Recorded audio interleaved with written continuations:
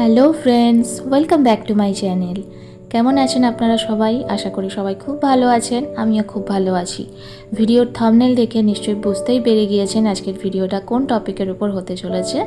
হ্যাঁ, আমার আজকের এই ভিডিওটা আমার চেন্নাই ট্রিপের একদম শেষ ভিডিও। তো চলুন, আমি তো বেরিয়ে পড়েছি হোটেল থেকে ট্রেন ধরবো বলে। আপনারাও থাকুন আমার সঙ্গে। আমার গত 5 দিনের এই চেনা পরিচিত জায়গাটিকে শেষবারের মতো আরেকবার দেখে নিলাম। যাওয়ার সময় জানি না কেন মনটা খুব খারাপ খারাপ হচ্ছিল। যদিও বা আমি চেন্নাই গিয়েছিলাম চিকিৎসার জন্য, তবুও ফেরার সময় মনটা একটু খারাপ হয়ে গিয়েছিল। কারণ 5টা দিন এই জায়গাটা আমার খুব পরিচিত হয়ে গিয়েছিল। আমি পায়ে হেঁটে বহুবার এই রাস্তা দিয়ে ঘুরেছি, হেঁটেছি, এবং এই জায়গাটা এই যে পার হলো অ্যাপেলোর এন্ট্রান্স, আপনারা তো দেখেইছেন আমার আগের ভিডিওতে, খুবই পরিচিত হয়ে গিয়েছিল। তাই জায়গাটা দেখে একটু মনটা খারাপ করছিল, কিন্তু কিছু করার নেই, বাড়ি তো ফেরত যেতেই হবে। তাই মনের মধ্যে অনেকটা দুঃখ ভরে নিয়ে আমরা ওই দিন হোটেল থেকে বেরিয়েছিলাম বাড়ি ফেরার উদ্দেশ্যে। দিনটা ছিল 12ই মার্চ, আর ওই দিন আমাদের ট্রেন ছিল এমজিআর সেন্ট্রাল থেকে সকাল 8:15-তে। ওই জন্যই আমরা একটু ভোরবেলায় তাড়াতাড়ি বেরিয়ে গিয়েছিলাম, কারণ আমাদের হোটেল থেকে রেল স্টেশন অবধি যেতে টাইম লাগে ওই 1 ঘন্টা থেকে 1 ঘন্টা 15-20 মিনিট এইরকম। তো সেই জন্যই আমরা বেশি সময় নষ্ট না করে সকালবেলা খুব তাড়াতাড়ি বেরিয়ে গিয়েছিলাম। আর সত্যি কথা বলতে ভোরবেলায় এত ঠান্ডা লাগছিল। সারা দিনটা যেভাবে গরম থাকে, ভোরবেলাটা তার সম্পূর্ণ উল্টো, মানে একদমই আলাদা। ভোরবেলা প্রচণ্ড ঠান্ডা লাগছিল।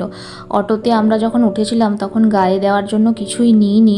তো অটোতে অতটা রাস্তা যখন যাচ্ছিলাম তখন প্রচণ্ড ঠান্ডা লাগছিল, কারণ খুব ঠান্ডা হাওয়া দিচ্ছিল।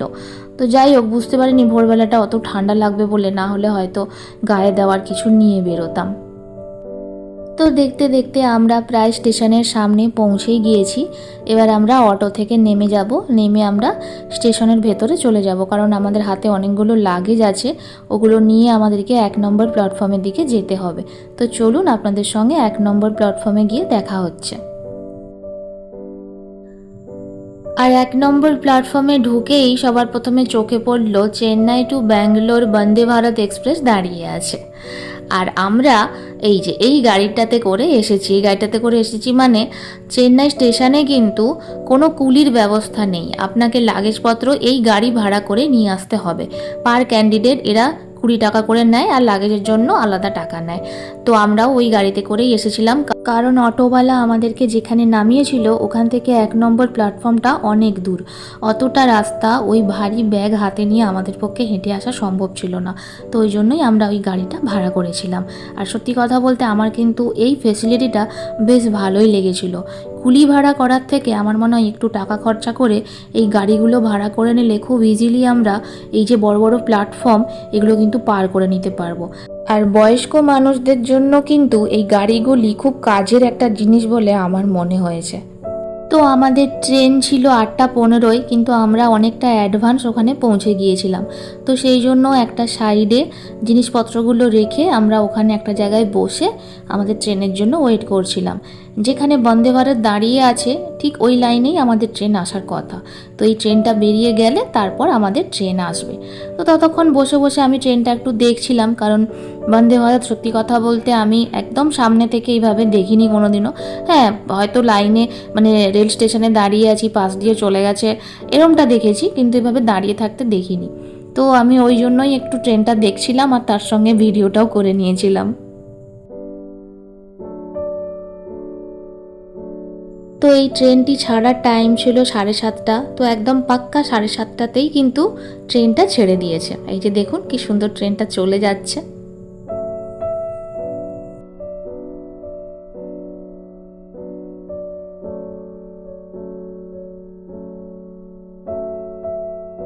এইবার এই লাইনে আমাদের ট্রেন আসার পালা।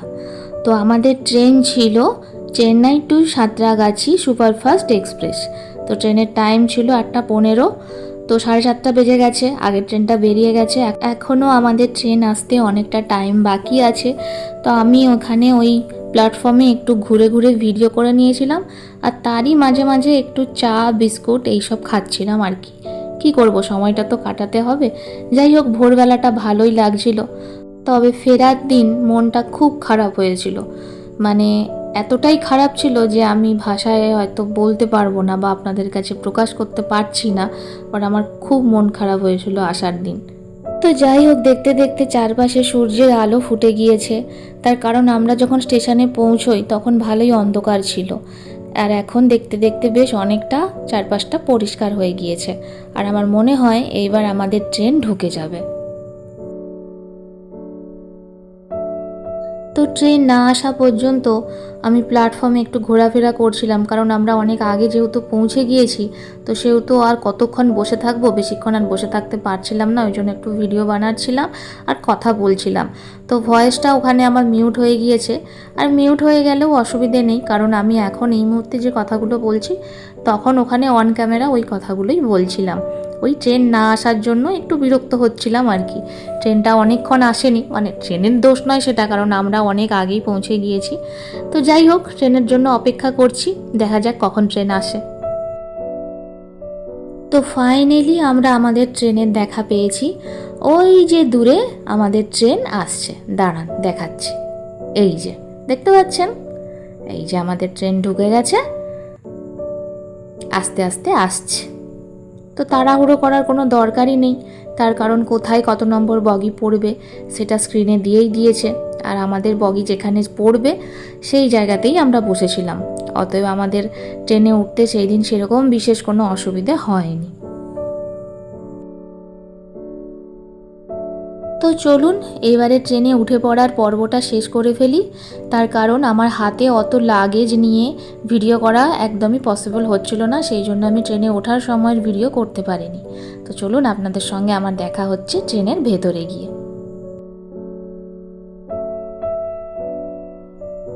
তো ট্রেনের ভেতরে আমরা পৌঁছেই গিয়েছি, আমাদের সিট নাম্বার যেখানে ছিল সেইখানে। তো আরও অনেকেই উঠেছে এবং তারা প্রত্যেকেই যে যার জিনিসপত্র রাখতে ব্যস্ত। আমরাও আমাদের জিনিসপত্রগুলো রেখে দিয়েছি গুছিয়ে, এবং বাকি যারা উঠেছে তারাও প্রত্যেকে যে যার জিনিসপত্র গুছিয়ে রাখছেন। এইবার শুধুমাত্র ট্রেন ছাড়ার অপেক্ষায়। তো চলুন ট্রেন ছাড়ুক, তারপর আপনাদের সঙ্গে বাকি গল্প করছি। আর অ্যাজ ইউজুয়াল ট্রেনের এসি কামরায় যা যা ফেসিলিটি থাকে, দুটো করে বালিশ দেওয়া থাকে আর দুটো করে ব্ল্যাঙ্কেট দেওয়া থাকে, এখানেও ঠিক সেমই আছে।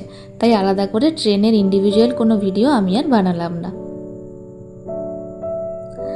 তো দেখতে দেখতে এইবার আমাদের ট্রেন ছেড়ে দিয়েছে। এখন বাজে ঠিক 8:15। 8:15-তে আস্তে আস্তে আমাদের ট্রেন ছেড়ে দিয়েছে। আর আপনারা খেয়াল করে দেখেছেন কিনা জানি না, প্রত্যেকটা স্টেশন দেখুন কি সুন্দর পরিষ্কার পরিচ্ছন্ন। আমি কিন্তু এই চেন্নাই এলেই দেখি এদের এপাশে স্টেশনগুলো এতটা পরিষ্কার থাকে, অন্যান্য জায়গার স্টেশন কিন্তু এতটা পরিষ্কার দেখি না। এবং ট্রেনে আমাদের সঙ্গে যারা উঠেছিলেন ওনারা কিন্তু চেন্নাইয়ের স্থায়ী বাসিন্দা, মানে কর্মসূত্রে এলেও ওনারা এখানে ম্যাক্সিমাম দিনটাই এখানেই কাটান। তো ওনারা বলছিলেন যে চেন্নাইয়ের আরও অন্যান্য যে জায়গাগুলো আছে সেই সমস্ত জায়গায় গেলে কিন্তু সেখানকার প্ল্যাটফর্ম নাকি আরও পরিষ্কার, আরও ঝকঝকে।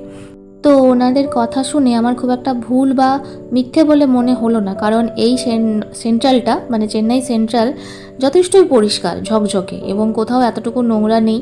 চারপাশে সুইপার ঘোরাঘুরি করছে, যখনই একটু সামান্য একটু নোংরা কেউ ফেলছে বা কাগজ ফেলছে কিছু ফেলছে সঙ্গে সঙ্গে পরিষ্কার করে ক্লিন করে দিচ্ছে।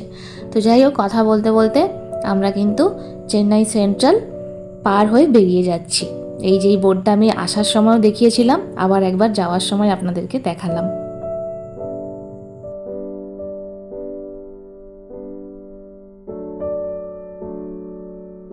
তো চেন্নাই সেন্ট্রাল থেকে বেরিয়ে আমাদের ট্রেন কিন্তু ভালোই স্পিড নিয়েছিল, ভালোই যাচ্ছে ট্রেনটা। আর এই ট্রেনটা কিন্তু একদিনে পৌঁছে দেওয়ার কথা। ট্রেনটার লাস্ট স্টপেজ হচ্ছে সাঁতরাগাছি, আমরা খড়গপুর নেমে যাব। তো পরের দিন খড়গপুরের টাইম দেখলাম ওই সকাল 8:30 মতো দেখাচ্ছে, কিন্তু যদি লেট করে তাহলে হয়তো ওই 9টা থেকে 9:30 বেজে যাবে। কিন্তু আপাতত বর্তমানে যা স্পিড আছে তাতে ট্রেন কোথাও লেট দেখাচ্ছে না, মোটামুটি ঠিকঠাকই চলছে। আর এই ট্রেনে স্টেশনও কিন্তু খুব কম দিচ্ছে, খুব একটা বেশি স্টেশনও দিচ্ছে না। আসার সময় ম্যাড্রাস মেলে যেমন দেখেছিলাম প্রত্যেকটা স্টপেজে দাঁড়িয়েছিল, এখানে কিন্তু দেখছি এই ট্রেন খুব একটা বেশি স্টপেজ দিচ্ছে না। অনেক স্টেশনে বেরিয়ে যাচ্ছে, আমার অচেনা, সবের নাম আমি জানি না। আসার সময় যদিও দেখেছিলাম কিন্তু সেগুলো তো আর মনে নেই। তা এরই মধ্যে অনেকগুলো স্টেশন পার হয়ে গেছে, ট্রেন দাঁড়ায়নি। ট্রেন এখনও পর্যন্ত বেশ ভালো গতিবেগেই চলছে। তো ট্রেন তো ছুটে চলেছে আপন গতিতে, আর তার মধ্যে আমি জানলা দিয়ে একটা জিনিস দেখছিলাম, যেটা আসার সময় অতটা খেয়াল করিনি। সেটা হচ্ছে বাজরা চাষ। মাঠের দিকে একবার তাকান, শুধু মাঠকে মাঠ ভর্তি হয়ে আছে বাজরা চাষে। এপাশে যে এত বাজরা চাষ হয় আমি এটা কিন্তু আগে জানতাম না। মানে শুনেছি কিন্তু চোখে সেভাবে আমি দেখিনি। আজকে নিজের চোখে দেখছি প্রচুর বাজরা চাষ হয়ে আছে। তাও তো আমি আপনাদেরকে একটা ভিডিও ক্লিপ দেখালাম, এরকম আরও অনেক ভিডিও ক্লিপ আছে যাতে প্রচুর বাজরা চাষ হয়ে আছে। আমি দেখাবো, বাকি ভিডিওগুলো দেখাবো। এখানে আমার যতদূর মনে হচ্ছে এই জলবায়ু বাজরা চাষের জন্য খুব ভালো, যার জন্য এত বাজরা চাষ হয়েছে। সাধারণত বাজরা চাষটা আমরা দেখে থাকি পাঞ্জাবের দিকে, বাট সাউথের দিকেও যে এতটা বাজরা চাষ হয়ে থাকে এটা কিন্তু আমার জানা ছিল না। আমি যে চোখে দেখে তারপর বুঝতে পারলাম। আর বাজরা চাষের সঙ্গে সঙ্গে একটু ভালো করে লক্ষ্য করে দেখুন, প্রচুর কিন্তু কলা গাছ হয়ে আছে। কলা গাছটা এপাশে চাষ হয় এটা আমি জানতাম, এবং এখানে কলা গাছের তৈরি, মানে কলা গাছ থেকে তৈরি অনেক কিছু জিনিস কিন্তু পাওয়াও যায়, মানে বিক্রি হয়। যেমন আপনার কলা পাতার চপ্পল বিক্রি হয়, কলা পাতার ব্যাগ বিক্রি হয়, তারপরে কলার পকোড়া বিক্রি হয়, যেটা আমি আমার মেরিনা সি বিচের ভিডিওতে আপনাদের দেখিয়েছিলাম। এছাড়াও কলার চিপস বিক্রি হয়। তাছাড়াও আরও অন্যান্য অনেক জিনিস কিন্তু এই কলা গাছ থেকে পাওয়া যায়, যেটা এখানে কিন্তু বিক্রি হয়, যেটা আমাদের এই পাশে কিন্তু হয় না।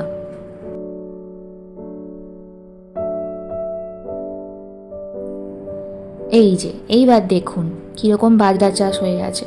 যত দূর আপনার চোখ যাবে মাঠের, ঠিক তত দূর পর্যন্ত শুধু বাজরা চাষই হয়ে আছে। পুরো মাঠকে মাঠ ভর্তি। মানে এই লাইনটায় আমি যতক্ষণ জেগেছিলাম, যতক্ষণ জানলার ধারে বসেছিলাম, ততক্ষণ আমি যত দূর আমার চোখ যাচ্ছে শুধু আমি বাজরা চাষই দেখে যাচ্ছি। মানে প্রচুর পরিমাণে বাজরা চাষ হয়েছে এখানে।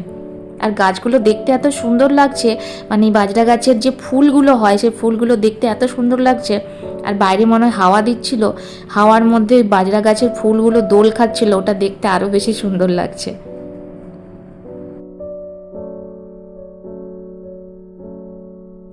এই দেখুন, দেখেছেন কত বাজরা চাষ হয়ে আছে। মন করছে এখানে নেমে পড়ি, নেমে দু চারটে ছবি ভিডিও রিল বানিয়ে নিই, এত সুন্দর লাগছে জায়গাটা। এতক্ষণ জানালার ধারে বসে বসে প্রচণ্ড ক্লান্ত হয়ে গিয়েছি। আর ক্লান্ত আমি জানালার ধারে বসে নয়, ক্লান্ত আমি হয়ে আছি অনেকক্ষণ আগে থেকে। তার কারণ আগের দিন রাত্রে একটুও ঘুমোতে পারিনি, সকালবেলায় তাড়াতাড়ি বেরোনোর ছিল, ট্রেন ধরার ছিল, এই টেনশানে রাত্রে একটুও ঘুম হয়নি। আর ভোরবেলায় আপনারা তো জানেন কত তাড়াতাড়ি আমরা বেরিয়ে এসেছি, তখন পুরো অন্ধকার ছিল। তো এই সব কিছু মিলে প্রচণ্ড ক্লান্ত হয়ে গেছি, এবার আমাকে একটু রেস্ট করতে হবে। তো চলুন আমি এবার একটু রেস্ট করে নিই, আপনাদের সঙ্গে এবার আমার দেখা হবে একদম বিজয়বাড়া স্টেশনে। তো আমি একটা টানা লম্বা ঘুম দিয়ে উঠলাম, উঠে দেখলাম ঘড়িতে বাজে 2:40। তো এই সময়ে আমাদের ট্রেনের নির্দিষ্ট টাইম অনুযায়ী কিন্তু বিজয়বাড়া পার হয়ে যাওয়ার কথা, কিন্তু তখনও পর্যন্ত বিজয়বাড়া স্টেশন আসেনি। তার কারণ ট্রেন প্রচণ্ড লেট ছিল। আমি অ্যাপে দেখলাম ট্রেনের টাইম, তো ট্রেন অনেকটাই লেট ছিল, যার জন্য বিজয়বাড়া তখনও ঢোকেনি। তো আমি ঘুম থেকে উঠে আমাদের দুপুরবেলার লাঞ্চ বলতে ওই আমরা একটা মিল নিয়েছিলাম, ওই একটা মিলই তিনজনে মিলে খেয়ে নিয়েছিলাম, মানে আমি মা বাবা তিনজনেই খেয়েছিলাম। আর এমনিতেও আপনারা তো জানেন ট্রেনের লং জার্নি করলে খাওয়া দাওয়ার সেরকম একটা বিশেষ ইচ্ছে থাকে না, ওই টুকটাক পেট ভরার মতো যেটুকু না খেলে নয় সেটুকুই খেয়ে নিয়েছিলাম। তো এখন অপেক্ষা করছি বিজয়বাড়া স্টেশন আসার জন্য। আর বিজয়বাড়ার আগে দেখুন একটা কি সুন্দর নদী এসছে, নদীটার নাম জানি না, কিন্তু নদীটা দেখতে খুব সুন্দর লাগছে। দেখুন নদীটা কি সুন্দর না?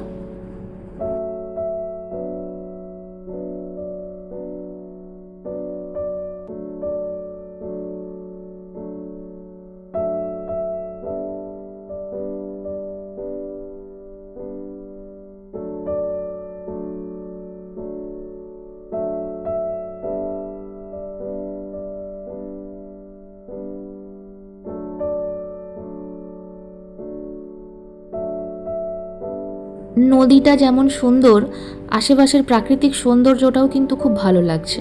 বেশ দু সাইডে পাহাড় আছে, মাঝখান দিয়ে নীল জল বয়ে যাচ্ছে।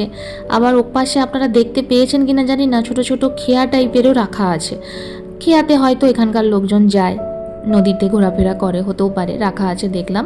সব মিলিয়ে জায়গাটা কিন্তু বেশ সুন্দর লাগছে দেখতে।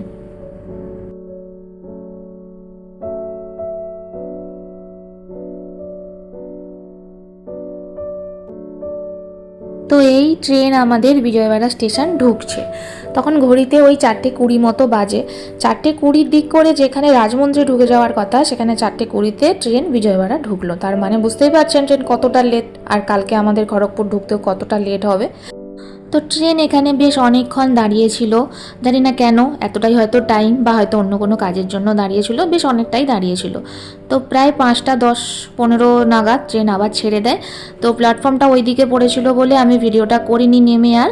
তো ট্রেন ছেড়ে দেওয়ার পরে ভিডিওটা করেছি। আর এই যে প্ল্যাটফর্ম, এবার আমরা বিজয়বাড়া স্টেশন থেকে বেরিয়ে যাচ্ছি।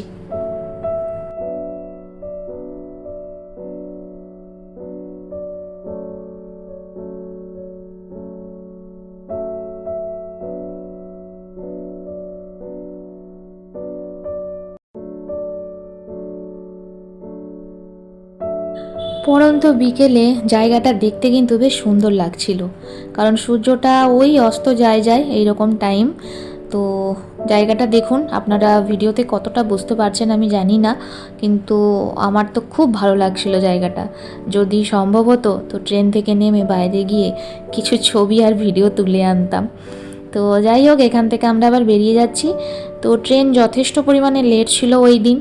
এরপর রাজমন্দ্রী কখন আসবে, বিশাখাপত্তনম কখন আসবে, কিছুই বুঝতে পারছিলাম না, কারণ কোনো স্টেশনই কিন্তু টাইম মতো ঢোকেনি। তো এবার দেখা যাক রাজমন্দ্রী কখন আসবে, কারণ রাজমন্দ্রীর জন্য আমি অপেক্ষা করছি। তার কারণ রাজমন্দ্রীর পরেই আসবে গোদাবরী নদী, যেটা আমি আমার আগের ভিডিওতে, মানে চেন্নাই যাওয়ার ভিডিওতে আপনাদেরকে দেখাতে পারিনি। তো সেই জন্যই আমি অপেক্ষা করছি রাজমন্দ্রীর জন্য।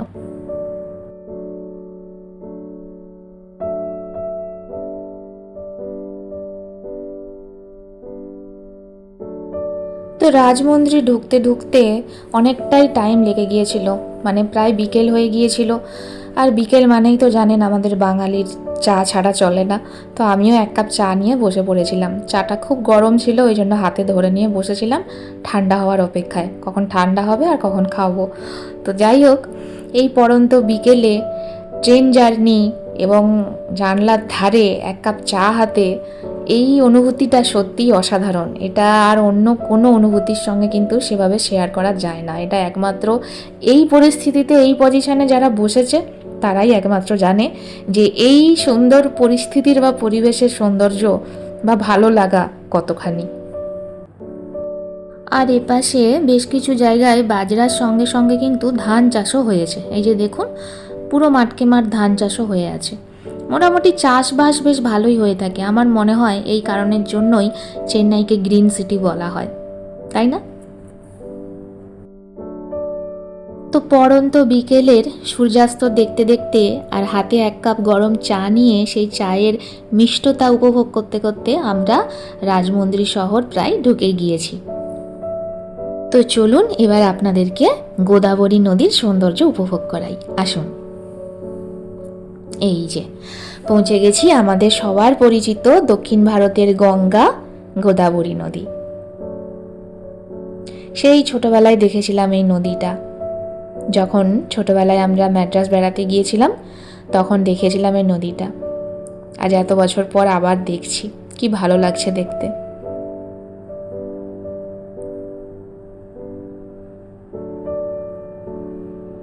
আমরা সবাই জানি এই নদীটি খুবই পবিত্র নদী, এবং সাউথের লোকেরা এই নদীটাকে খুব পবিত্র বলেই মানে। আমরা যেভাবে আমাদের গঙ্গাকে পবিত্র বলে মানি, সেভাবে ওনারাও কিন্তু ওনাদের এই নদীটিকে খুব পবিত্র বলে মনে করেন।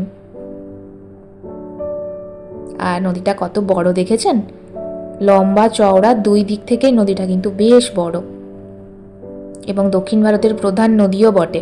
আশা করি সবাই জানেন সেটা।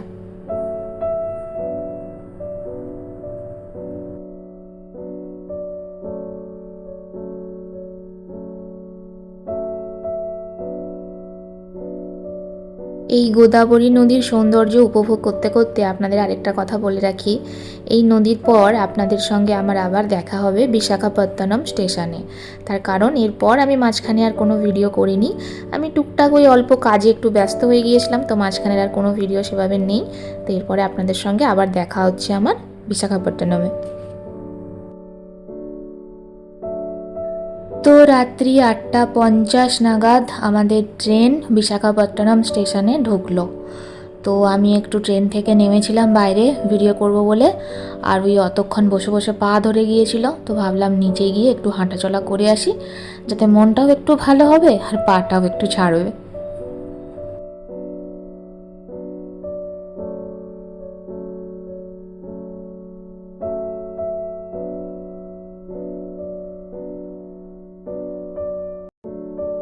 তো আমাদের ট্রেন থেকে অনেকেই প্রায় নিচে নেমে গিয়েছিল, দিয়ে একটু হাঁটাচলা করছিল। আর এমনিতেও এই বিশাখাপত্তনম স্টেশনে কিন্তু ট্রেন অনেকক্ষণ দাঁড়ায়। আর এই যে আমি, চোখ মুখ শুকনো হয়ে গিয়েছে। ট্রেন জার্নি করলে আপনারা তো জানেন চোখ মুখ শুকনো হয়েই যায়, কারণ ঘুমানোরও ঠিক থাকে না আর খাওয়া দাওয়ারও ঠিক থাকে না। আর হ্যাঁ, আপনাদের আরেকটা কথা বলে রাখি, যেহেতু 9টার সময় ট্রেনটা ঢুকেছিল, এরপর ট্রেনে উঠে আমি রাত্রেবেলার খাওয়া দাওয়া সেরে ঘুমিয়ে পড়বো, কারণ আমাদের সকালবেলা 8:30টার সময় খড়গপুর ঢোকার কথা। যদিও বা 8:30টায় ঢুকবে না, দেরি হবে, কিন্তু আমি আর জেগে থাকবো না, তাড়াতাড়ি করে খেয়ে ঘুমিয়ে পড়বো। তো এরপর আপনাদের সঙ্গে আবার কালকে ভোরবেলায় দেখা হচ্ছে।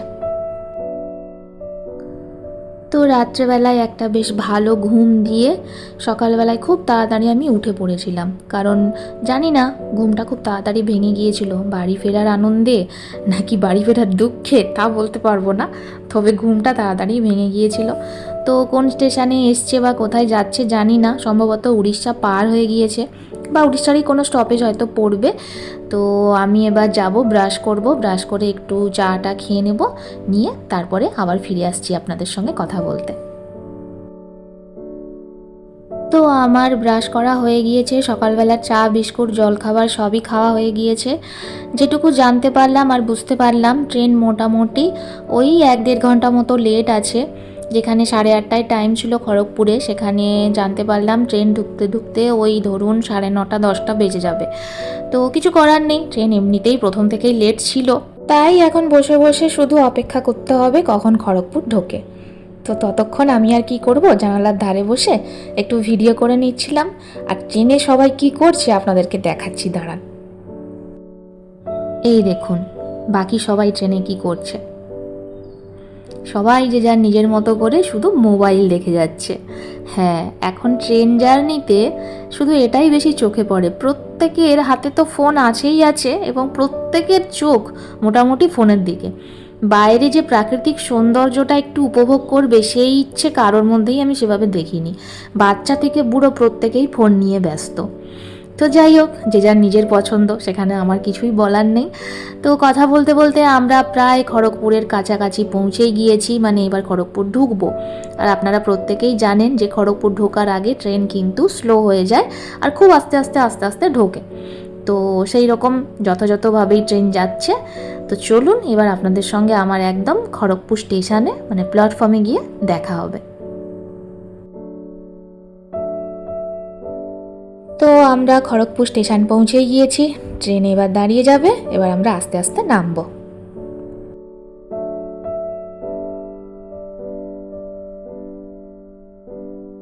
তো আমরা সবাই ট্রেন থেকে নেমে গিয়েছি, মানে যাদের আমাদের খড়গপুরে নামার ছিল। আর এই যে দাদারা, এনারা আমাদের সঙ্গেই ছিলেন, এনারা খুব ভালো, আমাদেরকে অনেক হেল্প করেছেন জিনিসপত্র নামিয়ে দেওয়ার জন্য, এবং পুরো রাস্তাটা আমরা সবাই গল্প করতে করতে একসঙ্গেই এসেছি। ওনারা সাউথে থাকেন কর্মসূত্রে, তো সেই সময় যেহেতু ঈদ ছিল সামনে, তো ঈদের ছুটি কাটানোর জন্য ওনারা বাড়ি ফিরছিলেন। তো ওনাদের সঙ্গেও লাস্ট একবার টাটা বাই বাই করে নিলাম, দিয়ে এবার আমরা প্ল্যাটফর্ম থেকে বেরিয়ে যাব। আর এই যে আমাদের ট্রেন, আমার পেছনে দেখতেই পাচ্ছেন। তো ট্রেনটা যথেষ্ট বড়, ট্রেন সম্বন্ধে আমি ইন্ডিভিজুয়ালি কোনো ভিডিও করিনি, আপনাদেরকে আগেই বলেছি। তো চলুন এবার আমি যাই, স্টেশন থেকে বেরোই, বেরিয়ে গাড়িতে উঠবো, উঠে ওখান থেকে আমার বাড়ির উদ্দেশ্যে রওনা দেব। আচ্ছা, এবার আপনাদেরকে একটা কথা বলি, সেটা হলো আমার এই ভিডিওটা আমার চেন্নাই ট্রিপের লাস্ট ভিডিও, এবং কোথাও না কোথাও এই ভিডিওটাই আমার চ্যানেলেরও লাস্ট ভিডিও। এরপর হয়তো আমি আমার চ্যানেলে কোনো ভিডিওই আর আপলোড করব না। এবার আপনারা হয়তো ভাববেন আমি এরম কথা কেন বলছি বা এর পেছনে কারণ কি। তো কারণ আমি আপনাদেরকে সেভাবে কিছুই বলতে পারবো না, এটা সম্পূর্ণ ব্যক্তিগত ব্যাপার। তো সেই জন্য আপনাদেরকে আমি শেয়ার করতে পারছি না। তবে হ্যাঁ, আমি যদি আবার কখনো ভিডিও বানাই এবং ক্যামেরার সামনে আসি, তো আপনাদের সঙ্গে আমার আবার দেখা হবে। তো চলুন, কথা বলতে বলতে ফ্লাইওভারের ওপরে পৌঁছেই গিয়েছি, মানে ওভারব্রিজের ওপরে। তো এবার ওভারব্রিজ থেকে নিচে নেমে যাব, ওখানে আমাদের গাড়ি ওয়েট করছে, গাড়িতে উঠবো। এই যে আমরা পার্কিং লটে পৌঁছেই গিয়েছি, এবার আমরা গাড়িতে উঠে পড়বো। তার আগে আমাদের ব্যাগপত্রগুলোকে গুছিয়ে নিতে হবে, গুছিয়ে নিয়ে ব্যাগের মধ্যে রেখে দিয়েছিলাম, আর সেই সময় আমি এই ভিডিওটা করছিলাম।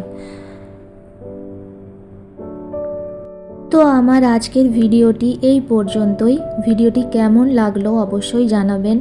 ভালো লাগলে লাইক, কমেন্ট, শেয়ার নিশ্চয়ই করবেন।